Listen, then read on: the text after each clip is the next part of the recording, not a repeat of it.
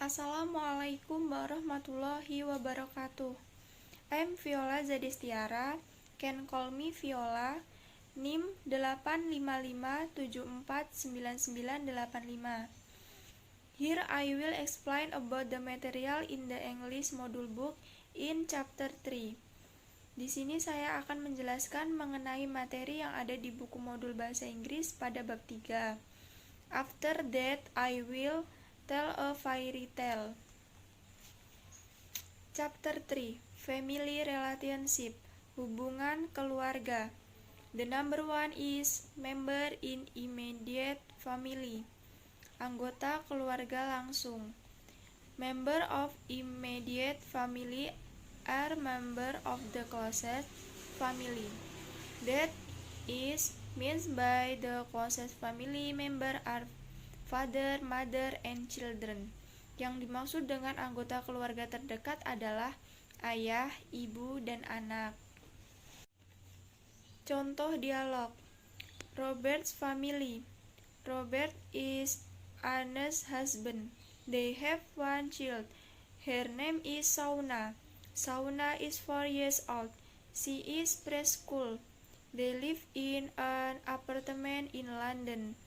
Robert's parents are in Birmingham, and Anna's parents are in Amsterdam. Robert is an elementary school teacher in London. Judul wacana di atas adalah Robert's Family. Dari judul wacana terdapat nama Robert, kemudian terdapat tanda koma di atas, kemudian huruf S.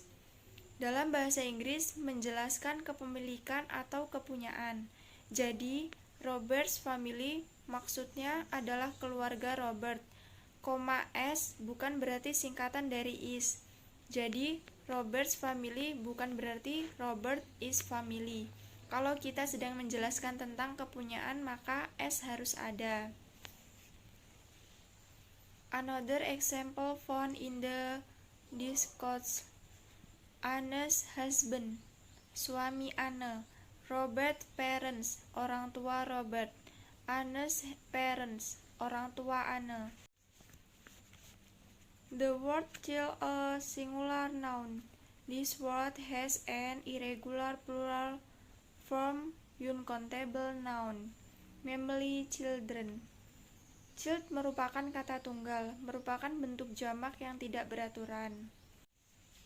Noun that have regular plural only add s to the noun. Kata benda dengan bentuk jamak yang beraturan hanya menambahkan s.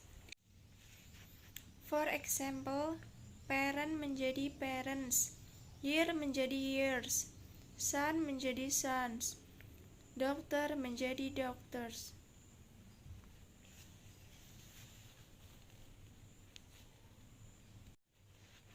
Nouns that have an irregular plural form uncountable nouns are nouns whose plural form are not using the addition of s. Kata benda dengan bentuk jamak yang tidak beraturan yaitu kata benda yang bentuk jamaknya tidak menggunakan penambahan s. For example, one child menjadi two children, one man menjadi two men, one woman menjadi two women.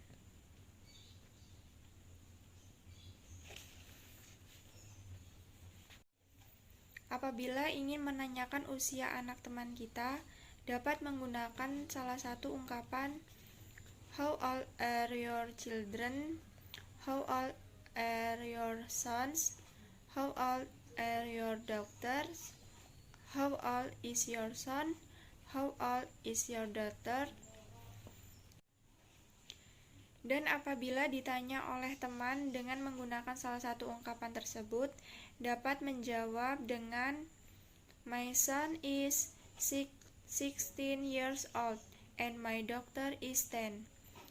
My elder son is 20 years old and my younger son is 15 years old. My first daughter is 13 years old and The second doctor is 10.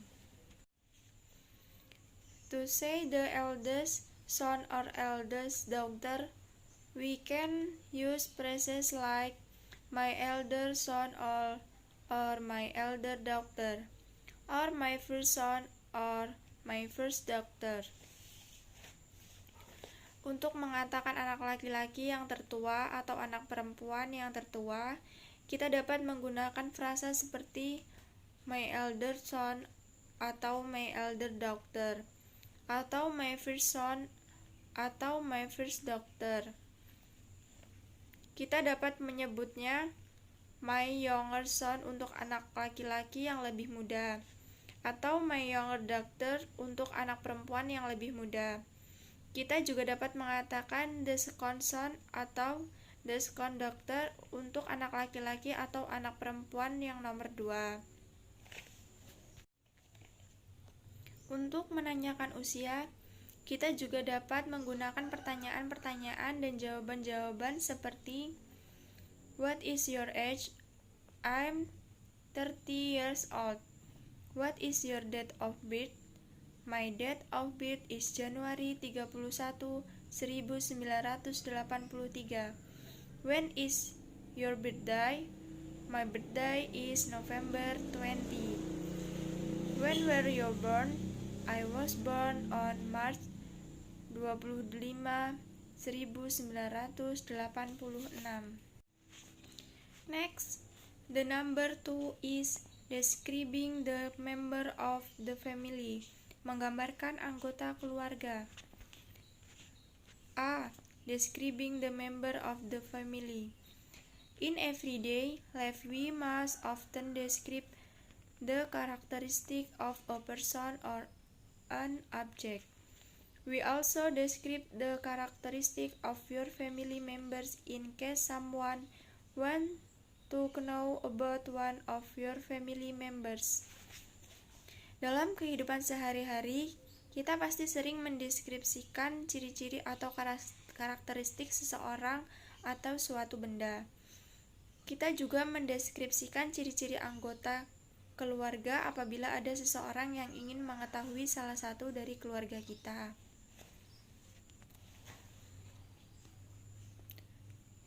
When we describe a photo, for example, his name, origin, education, sekolah atau kuliah, age, body, langsing, gemuk atau sedang, hair, hitam, panjang, pendek, keriting atau pirang, eyes, nose, appearance, penampilannya, facial features, and the clothing or accessories worn. B. Describing things. Menggambarkan hal-hal.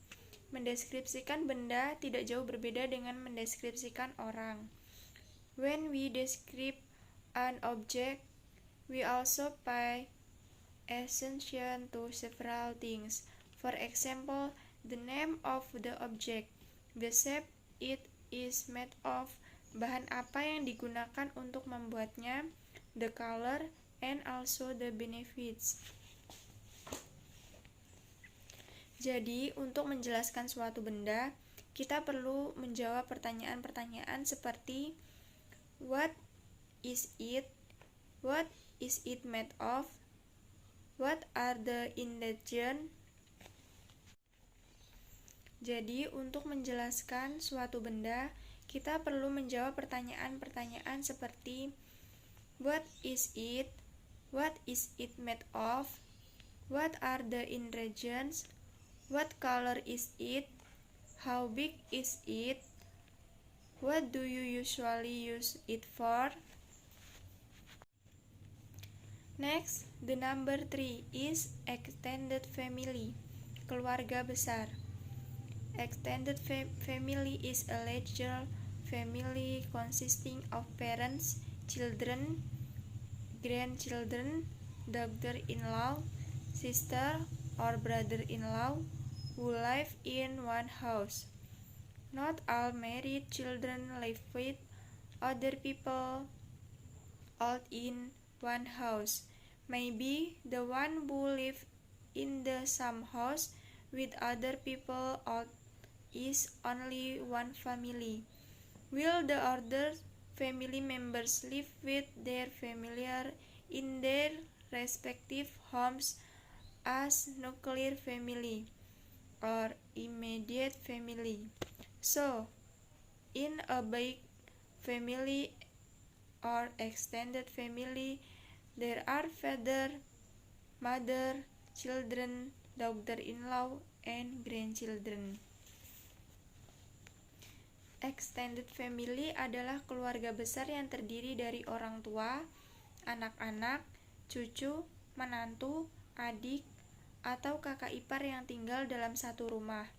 Tidak semua anak yang sudah berkeluarga tinggal bersama orang tua dalam satu rumah. Mungkin yang tinggal satu rumah bersama orang tua hanya satu keluarga saja. Sedangkan anggota keluarga yang lainnya tinggal bersama keluarganya di rumah mereka masing-masing sebagai keluarga inti atau immediate family. Jadi dalam keluarga besar atau extended family terdapat ayah, ibu, anak-anak, menantu, dan cucu. Okay, that's the explanation of chapter 3 from me. More or less apologies here. Well, after that I will start telling a tale called The Impostor Monkey, sang kera penipu. The deceitful monkey. In the fairy tale, it is told if a forest is filled with very dense stars and green leaves.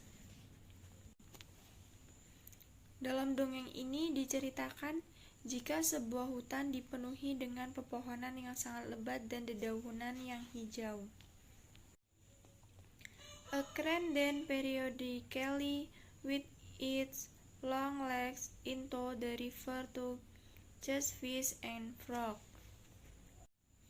Seekor bangau kemudian berkalan dengan kakinya yang panjang ke sungai untuk menangkap ikan serta kodok. Frog ate the stork's favorite food and he has friends, monkey, and they help each other. The stork likes to find fleas on the monkey body and send the up to fly far away. Honey storks are very white, long legs and long necks, making it easier to travel long distance. Kodok menjadi makanan kesukaan bangau, dan ia memiliki sahabat yakni kera, dan mereka saling membantu. Bangau senang mencari kutu di tubuh kera, serta mengantarkan kera untuk terbang jauh. Sayang, bangau sangat lebar, kaki panjang dan leher panjang sehingga mempermudah bepergian jauh. Because of that, the monkey was very happy with the crane, but unfortunately, the monkey never returned the favor for the crane. Karena itulah, sang kera sangat senang pada bangau. Namun sayang, kera tidak pernah membalas budi perbuatan bangau tersebut. Apes have a cunning and selfish nature. While walking together to find food, the stork realized that the monkey was very cunning and deceitful. Kera memiliki sifat yang licik dan egois. Ketika sedang berjalan berdua untuk mencari makan, bangau tersadar jika kera sangat licik dan penipu. The monkey asked the crane if he wanted to eat the frog. The stork was picking up a pear with his beak, turned his head and nodded. The monkey then said, "If the crane looks for frog, and he will take the fruits." Kera bertanya pada bangau, apakah ia ingin makan kodok? Bangau yang sedang mengambil pir dengan paruhnya menoleh kemudian mengangguk. Kera lalu mengatakan jika bangau mencari kodok dan ia akan mengambil buah-buahan. The monkey then quickly climbed up and took the fruit quickly and placed it under the rambutan tree. The rambutan tree is where the two of them promised to meet. The monkey then laughed inwardly at having managed to deceive the crane. Kera lalu dengan cepat memanjat dan mengambil buah dengan cepat dan diletakkan di bawah pohon rambutan. Pohon rambutan tersebut adalah tempat mereka berdua berjanji untuk bertemu. Kera lalu tertawa di dalam hati karena berhasil menipu bangau. Meanwhile, the stork got a lot of fish and pork, but was surprised because the fruit had run out. Meanwhile, the monkey also took one fish and then burned it on a hot stone. The stork then asked the monkey about the missing fruits. Sementara itu, bangau banyak memperoleh ikan dan kodok namun terkejut karena buah-buahan sudah habis. Sementara itu, kera juga mengambil satu ekor ikan kemudian dibakar di atas batu panas. Bangau lalu bertanya pada kera tentang buah-buahan yang hilang tersebut. The stork also did not realize that he had been deceived by the monkeys because the monkeys had taken his share. The monkey said that day he was sick, so he ate the fruit because the stork was gone too long. The stork believed and was again deceived by the monkey. But as time went on, the stork was hurt but didn't want to break up with the monkey. The monkey thought that no one would lend him the boat. On the other hand, the stork are also having a hard time finding food because the river is dry. The monkey then knocked on the door of the crane who lived alone. The stork then woke up and greeted the monkey and asked repeatedly if the monkey couldn't wait to play with him. The monkey then asked the crane to take him. The monkey also said that if there were a lot of rock and he would take the sapodilla fruit, said the monkey who was trying to trick the crane. The stork then agreed and said to get the monkey on his back. The stork then flapped its wing to the island of Medang. Along the way, the monkey were always catering so that the corners could not concentrate, and the island of Medang was also very far away. The stork was very exhausted and had little energy and finally arrived at its destination. The stork immediately lay on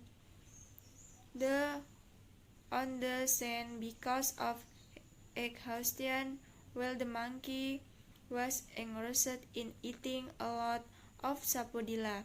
The monkey then slept and his stomach turned blue as a sign of satiety. Bangau sangat kelelahan dan energinya tinggal sedikit, dan akhirnya sampai ke tempat tujuan.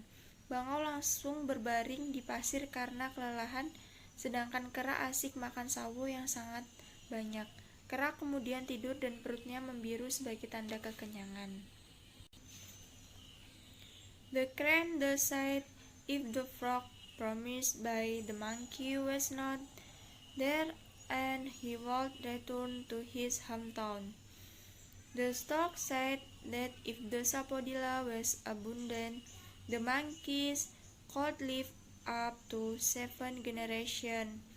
For this reason, the stork intends to home until the monkey reasoned about the sapodilla forest because he realized that he has been deceived. Suddenly, the monkey became nervous and said that he could not live alone there. But the stork said that he could not live without frog. The stork felt hurt and avenged the ape's trick. The monkey then asked to be flown back to the village along with the stork. The stork said that its wings had not recovered to fly with the ape's heavy body weight. Kera kemudian meminta diterbangkan kembali ke kampung bersama dengan bangau.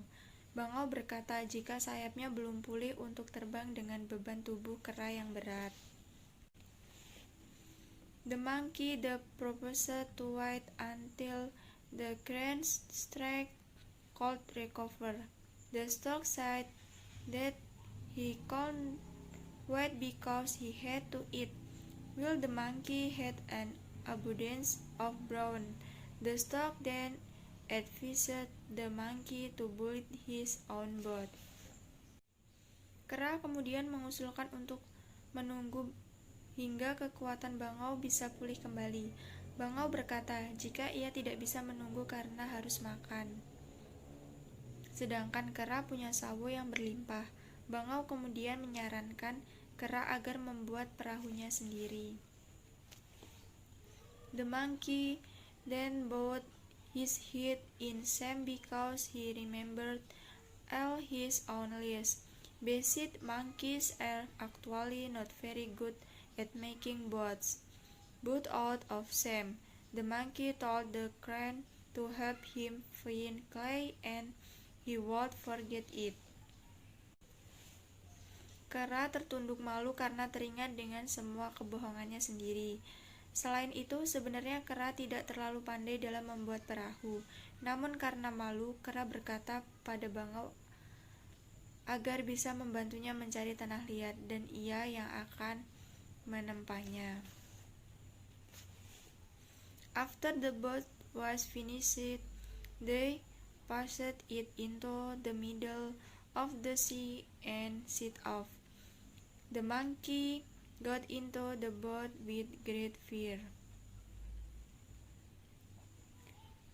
The boat is also occasionally hit by waves, making the monkey's face look pale, while the stork sang happily and muttered if the boat was destroyed then he would still survive. This is because the stork can still fly when the boat is crushed by the waves. In addition, it is very likely that the boat will indeed be destroyed because it is only made of ape-made clay. The two of them then had sailed far to the middle of the sea. Perahu juga sesekali diterjang oleh ombak, sehingga membuat wajah kera terlihat pucat, sementara bangau bernyanyi dengan senang dan bergumam jika perahu hancur, maka ia akan tetap selamat. Ini disebabkan karena bangau masih bisa terbang ketika perahu hancur terkena ombak. Selain itu, kemungkinan besar perahu juga memang akan hancur, sebab hanya terbuat dari tanah liat buatan kera. Mereka berdua kemudian sudah berlayar jauh sampai ke tengah laut. Their home island was also visible in the distance, but suddenly there was a very strong storm, and it rained heavily. The waves rolled over the boat, and it finally broke apart. The stork rushed to fly while the ape struggled to swim, because the monkey's body is small. It can fight the strong currents and waves of the great ocean, until finally the monkey did swallowed by the waves in the ocean. The sea then seemed to be calm again, and the crane calmly flew to his hometown. Pulau kampung halaman mereka juga sudah terlihat di kejauhan. Namun secara tiba-tiba ada badai yang bertiup sangat kencang dan hujan turun dengan lebat. Ombak menggulung perahu tersebut dan akhirnya pecah berantakan. Bangau bergegas untuk terbang sementara kera bersusah payah untuk berenang. Karena tubuh kera yang kecil, maka ia tidak bisa melawan arus deras dan gelombang lautan yang sangat besar. Sampai akhirnya kera pun mati ditelan ombak di lautan.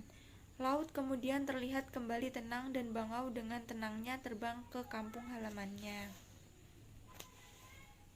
Sekian, in this children's fairy tale contains a very good moral message for children. The monkey who liked to cheat is a bad example that children should not imitate. This story teaches children not to use friends only for their own interest. Plus, children will be taught to stay away from cunning because it can damage friendship. Dalam cerita dongeng anak ini mengandung pesan moral yang sangat bagus untuk anak-anak. Kera yang senang menipu ini menjadi contoh tidak baik yang tidak boleh ditiru oleh anak-anak. Cerita ini mengajarkan anak agar tidak memanfaatkan teman hanya untuk kepentingan sendiri. Ditambah lagi, anak akan diajarkan supaya menjauhi sifat licik sebab bisa merusak persahabatan. So many explanation and stories for me. Sekian penjelasan dan cerita dari saya. Wassalamualaikum warahmatullahi wabarakatuh.